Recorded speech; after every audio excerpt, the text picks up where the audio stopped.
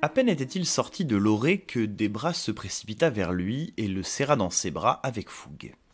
Il en fut troublé plus qu'il ne l'aurait souhaité. Nemo, il s'est éveillé, je l'ai nommé. Il ne comprit pas immédiatement de quoi elle parlait, puis il aperçut le marteau flotter derrière elle, son œil d'acier grand ouvert. Je suis retourné jeter un œil à l'irrigation, raconta-t-elle enthousiaste. En prenant un peu d'avance, j'ai remarqué que le chemin allait être bouché par un gros amas de pierres à moitié enterré, trop gros pour être déplacé. J'ai demandé au vent de m'en débarrasser, mais il n'a rien voulu savoir. Alors j'ai pensé à essayer avec le marteau, et il s'est éveillé. Je te présente Tapter. Enchanté, gamin, intervint-il d'un ton bourru. Des bras, c'est fantastique. Moi aussi j'ai quelque chose à te raconter. Je... Casser des cailloux, voilà bien une tâche qui sied à un marteau. Je suis enchanté de te rencontrer, mon frère. Trancheflamme s'avança au milieu du petit groupe, ravi de leur montrer sa lame qu'elle rendait incandescente à volonté. Casser l'ambiance, voilà bien le talent le mieux aiguisé des épées. Je suis heureux de te connaître, ma sœur.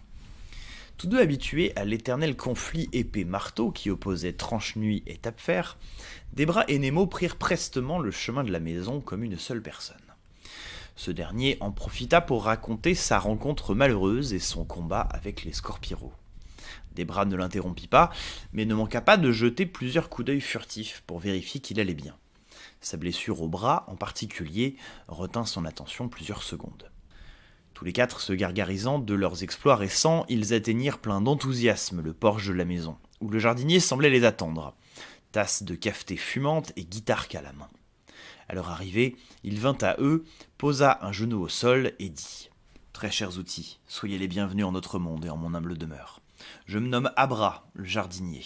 Votre présence est une bénédiction pour nous et votre éveil un prétexte de fête.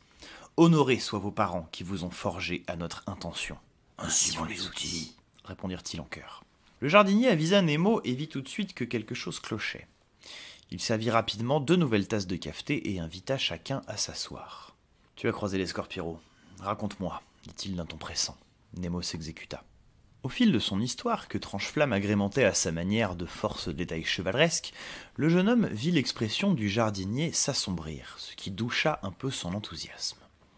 Quand il eut fini, la réponse qu'il reçut était pleine d'agitation, un sentiment incongru, inquiétant dans la bouche du vieux jardinier.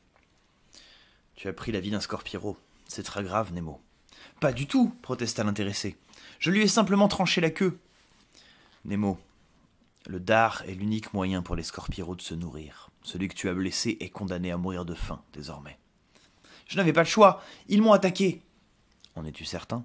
Il n'est pas dans leurs habitudes d'être belliqueux. » Non. Nemo n'en était pas certain du tout, et il en fut soudain frappé d'horreur. Il s'était précipité vers eux en hurlant, épée à la main, il était passé à l'attaque le premier. Les créatures s'étaient défendues, voilà tout. Et maintenant, l'une d'elles était condamnée par sa faute. « Ils détruisent la forêt, on ne peut pas les laisser faire !»« Ils ne font que se nourrir, Nemo. »« Et les marques noires !»« Ils ne s'approchaient jamais si près avant, mais tu as vu l'état de la forêt à ton arrivée. Ils sont forcés de s'aventurer plus loin pour ne pas mourir de faim. » Debra observait et écoutait sans rien dire. Si c'était une dispute, c'était la plus étrange à laquelle elle avait jamais assisté. D'un côté, Nemo, qui était en train de paniquer, se raccrochant comme un damné à chaque argument susceptible d'atténuer la gratuité, la violence et l'horreur de son acte. De l'autre, le jardinier qui le forçait à regarder les choses en face, sans agressivité, avec une certaine tristesse, presque de la déception. « Vous ne m'avez rien expliqué, vous auriez pu le faire !» protesta finalement le garçon avec amertume. J'ai évoqué les Scorpiros comme j'ai évoqué les arbres, les lacs, les autres animaux. As-tu besoin de moi pour savoir qu'il faut respecter la vie ? Ou est-ce seulement quand tu juges son aspect plaisant ? Est-ce que tu es, Nemo, ce que tu as envie d'être ? Quelqu'un qui tue tout ce qui ne lui ressemble pas. Méfie-toi, le jour où tu ne sauras plus trop qui tu es, tu risques de tuer un peu n'importe quoi. Tranchant, mais toujours sans agressivité. Touché. Nemo se leva d'un bond et quitta rageusement la table. Personne ne le suivit.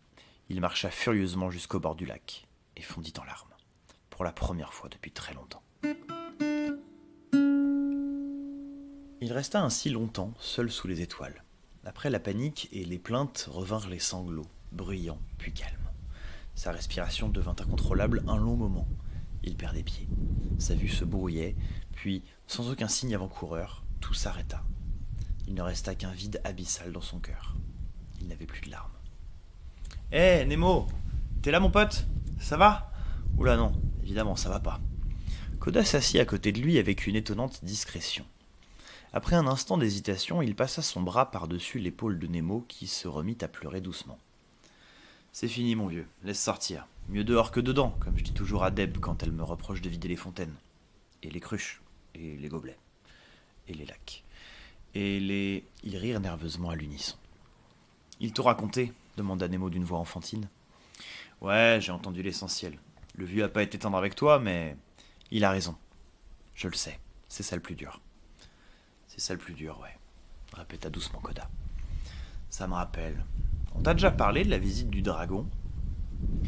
Nemo, soudain distrait par son étonnement, fit non de la tête. C'était il y a longtemps, difficile à dire. Un dragon est venu au village. Un vrai de vrai, hein, géant, les écailles, les ailes, tout le tintouin. Et moi, tu me connais, j'ai pas trop pu me retenir. De jouer à Rosemois. Faut me comprendre, qui a jamais eu l'occasion de jouer à ça avec un dragon? Bref, je le distrais, on papote un peu, et paf, Rosemois toute la fontaine dans la tronche. Voilà qu'il se met à fumer des oreilles, à crier comme un âne blessé, à s'envoler de quelques mètres avant de s'écraser puis de recommencer. J'ai pas compris tout de suite, mais d'après Deb, il s'était enrhumé à cause de moi. L'imitation de sa sœur sous son apparence d'enfant fit mouche. L'idée d'un dragon enrhumé aussi. Les deux se mirent à rire, d'abord nerveusement, puis de manière de plus en plus compulsive. Et après, qu'est-ce qui s'est passé après? Bah, un dragon enrhumé, c'est problématique. Chaque fois qu'il éternue, il te crache un jet de flamme capable de raser un quart du village. Je te laisse imaginer le mal qu'on s'est donné pour éteindre les incendies. Deb m'a engueulé, forcément. Moi, j'avais pas envie, mais elle m'a forcé à aller le voir pour discuter et trouver un moyen de me racheter. Et tu as fini par trouver? Ouais, mais c'était pas simple.